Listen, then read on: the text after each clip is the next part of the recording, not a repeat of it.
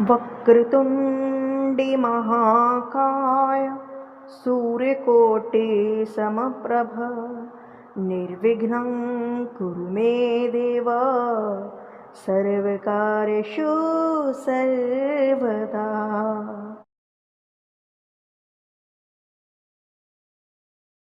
राधे राधे दोस्तों, भक्ति सागर सोनिका में आप सबका स्वागत है। उम्मीद है कि आप सब कुशल से होंगे। फिर से लेकर आई हूँ कि नई वीडियो पितृपक्ष से रिलेटेड। उम्मीद है कि आपको हमारी वीडियो पसंद आ रही होंगी। पसंद नहीं भी आ रही हो तो एक बार ज़रूर देखिएगा, स्पेशली इस वीडियो को, तो क्योंकि ये वीडियो बहुत ही होने वाली है मज़ेदार। क्योंकि आज मैं आपको आधा अधूरा ज्ञान देने के लिए नहीं आई हूँ, जो हकीकत है आपके सामने दिखाकर आपको बताने आई हूँ कि अगर मैं किसी टॉपिक पर बात करती हूँ तो उसके पीछे कोई ना कोई लॉजिक ज़रूर होता है।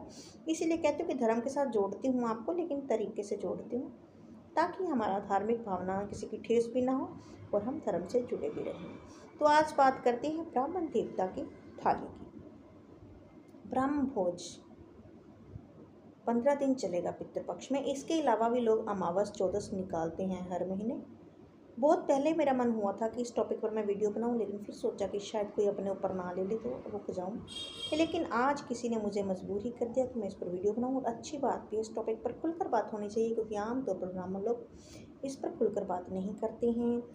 ये सोचते हैं कि उनके काम पर असर पड़ता है, या कुछ भी कह सकते हैं। लेकिन हूँ तो मैं भी ब्राह्मण हूँ, लेकिन मुझे लगा कि किसी को तो बोलना चाहिए, इसीलिए मैं बोल रही हूँ।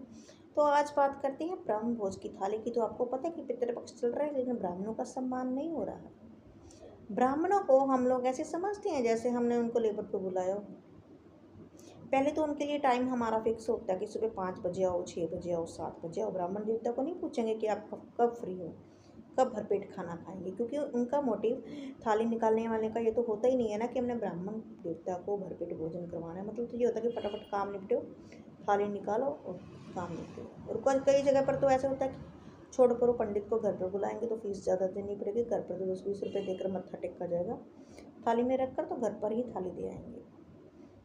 तो सबसे पहले तो उन लोगों को जो ये सोचते हैं कि ब्राह्मण की थाली निकालो, फटाफट काम निपट गया और पितर भी प्रसन्न हो गए। तो उनको बता दूं कि ऐसा एहसान करने की ज़रूरत ना तो ब्राह्मणों पर है और ना ही आपके पितरों पर। इसीलिए तो आपके पितर प्रसन्न नहीं होते हैं आपसे।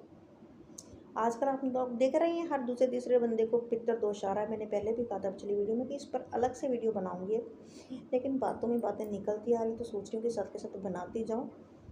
किसी एक बंदे का भी दिमाग की लाइट जली तो मुझे लगेगा कि मेरा चैनल बनाना सार्थक हुआ, ये वीडियो बनानी सार्थक हुई। तो आजकल यही सब चल रहा है कि थाली निकालो और गिरो पंडित के आगे, जैसे कुत्ते को डालती है। कुत्ते को भी सम्मान से डालनी चाहिए, गाय को भी सम्मान से डालनी चाहिए, लेकिन सम्मान तो है ही नहीं ना, इसलिए तो आपदाओं से गिरा है देश हमारा। तो बात करती हूँ थाली की। तो मैंने अक्सर ऐसी थाली हैं आदि, क्योंकि ब्राह्मण फैमिली से हूँ, देखी हैं घर पर, जिनमें 2 फुलके होते हैं। 2 चम्मच से ज़्यादा कटोरी में खीर नहीं होती और भरे पूरे घर के होते हैं। ना निकालिए आप, लेकिन अगर आप थाली निकाल रहे हैं तो याद रखिए कि थाली पूरी होनी चाहिए। थाली में इतना अन्न, इतना भोजन पर्याप्त होना चाहिए कि अगर एक पर्सन बैठकर उसको खा रहा है तो वो भरपेट खा जाए। ऐसा क्या फ़ायदा कि हम किसी पर्सन को वो थाली दी खाने की और वो खाली पेट उठ गया, या उसने अलग से खाना और खाया, तो आपको उसका पुण्य नहीं लगेगा। किसी का कोई कंपल्शन नहीं होता है, कोई ज़रूरी नहीं होता कि हमने थाली निकालनी है। अगर निकालनी है तो ढंग से निकालिए, वरना कोई फ़ायदा नहीं है। कहीं भी शास्त्र में ये नहीं लिखा है कि आप आधे अधूरे भोजन निकालिए। हर जगह पर ये लिखा हुआ है कि अपना पसंदीदा भोजन, प्रिय भोजन, मृतक का प्रिय भोजन, पितर का प्रिय भोजन, मनवांछित भोजन बनाइए और ब्राह्मण देव को पेट भर के खिलाइए, तो आपको पुण्य प्राप्त होता है। ऐसा नहीं होता कि आधी अधूरी थाली भेज दिए और आपको पुण्य मिलेगा। फिर आप कहेंगे जी हमने रोटी तो निकाली थी, पता नहीं हमें पितर दोष क्यों लगता है। कई लोग तो ऐसे भी बोलते हैं हमने हर महीने मस्सा निकालते हैं जी हम, फिर भी हमारे घर पे वादा नहीं हो रहा। वादा कैसे होगा जी आपके घर पे? हर महीने जो आप 2-2.5 किलो की खीर बनाती हैं बहन जी, उसमें से पंडितों के घर पे तो 2 चम्मच ही जाते हैं, किसी फिर कैसे वादा होगा? कोई कोई तो ऐसा होता है 2 फुलके देकर जाता है। सोचिए 2 फुलके में से 1 फुलका तो ब्राह्मण देवता ने गाय का निकाल दिया।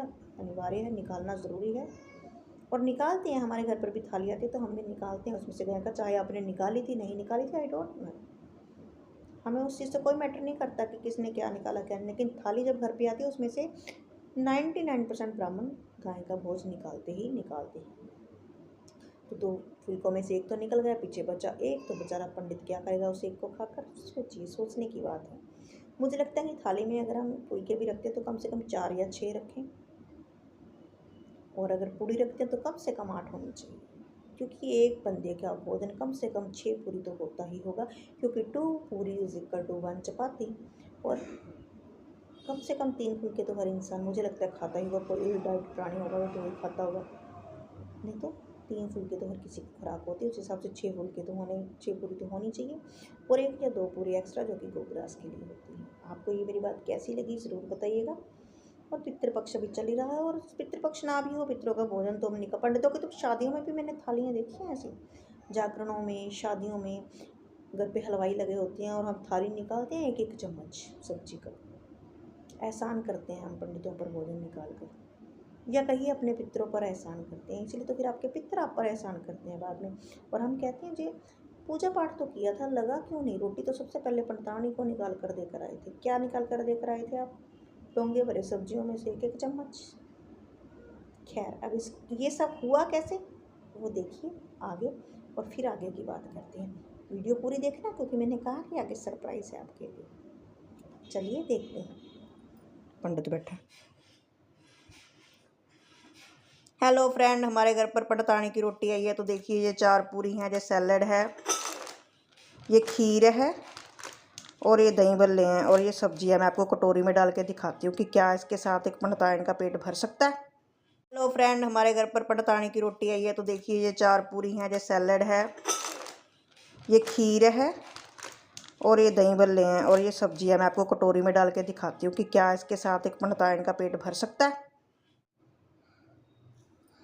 4 पूरी, ये सब्जी, ये दही बड़े, और ये खीर, और ये मिक्स सब्जी है, सूखी सब्जी, शायद अरबी लग रही है।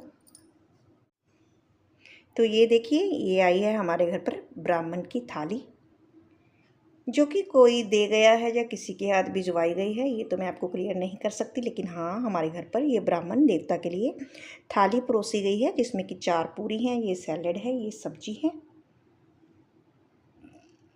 गलती से 3 चम्मच से ऊपर ये सब्जी नहीं होगी, और ये दही बड़े हैं, अच्छी बात है बताए हैं, लेकिन आप ही बताइए इनको खाने वाला कम दही में या कैसे खाएगा। और ये खीर है। मुझे लगता है कि जब ब्राह्मण की थाली हम निकालते हैं तो पूरी निकालनी चाहिए, ताकि पेट भरकर सामने वाला खा तो सके। इस तरह से नाम करने का कोई फ़ायदा नहीं है, क्योंकि आपको तो पता ही है कि जब भी ब्राह्मण देवता के घर थाली जाती है तो उसमें से गौग्रास जरूर निकाला जाता है, जो कि 2 पूरी कम से कम। लेकिन मान लीजिए कि ये खाना मैंने खाना है, तो इसमें से मैं 1 पूरी तो निकाल ही देती हूँ। चलो, ये निकाल दी, तो ये मेरे पास बची 3 पूरी। तो नॉर्मल इंसान की 5 पूरी तो कम से कम खुराक, 4 पूरी तो होगी ही। और सब्जी भी आप देख ही लीजिए। तो मुझे लगता है कि किसी पर एहसान क्यों ही करना, ना निकालो। किसी ने बोला थोड़ी है कि घर पर देख रहा हो, गाय को 2 रोटी दे दो। लेकिन अगर हम किसी के घर पे खाना भेजते हैं तो कम से कम इतना तो भेजें कि उसका एक टाइम वो खा तो ले पेट भर के। अब मुझे अलग से चपाती बनानी पड़ेगी, क्योंकि इससे तो पेट भरने वाला नहीं है। खैर, तो आपको क्या लगता है कि ये सही है या गलत, ज़रूर बताइएगा। और इतना बड़ा एहसान पितरों पर करने के बाद हम सोचते हैं कि हमारे घर में सब कुछ ठीक ठाक हो और पितर भी प्रसन्न रहें। मुझे तो ये ठीक नहीं लगा, इसलिए मैंने वीडियो बना दी। आपको अच्छा लगा हो तो ज़रूर बताइएगा, और अगर मैं गलत हूँ तो भी मुझे बताइएगा। धन्यवाद। तो आपने वीडियो देख ही ली होगी कि क्या हुआ आज मेरे साथ, और उसके बाद मुझे अलग से बनाना पड़ा अपने लिए खाना, क्योंकि निरादर तो नहीं करना था मुझे। अन्न का घर पे आया था तो खाया तो मैंने मत्था टेक कर उसको, तो खा लेती हूँ। लेकिन गुस्सा बहुत आया कि ये कैसा मजाक कर दिया उसने।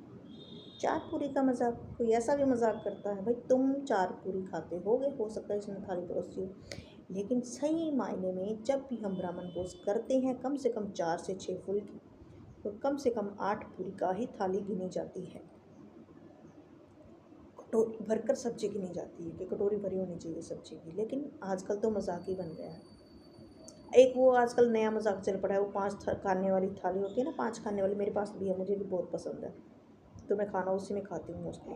उसमें तो बिल्कुल ही मजाक कर देते हैं ब्राह्मण के साथ। एक होती है गोरनियाँ, हमारे यहाँ पे गोरनियाँ खिलाते हैं, उसको सुहागना खुआना, जो चिंतपूर्णी खिलाना भी बोलते हैं। उसमें 11, 21, 31 अपनी श्रद्धा क्षमता के अनुसार सुहागनों को खाना खिलाया जाता था। और पहले ज़माने में क्या होता था, पूरी पूरी थाली सुहागनों की लगती थी बराबर क्वान्टिटी में।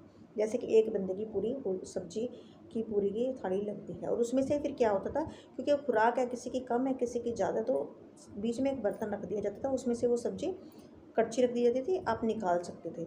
उतनी खा लो जितनी खानी है, बाकी उस बर्तन में निकाल दो।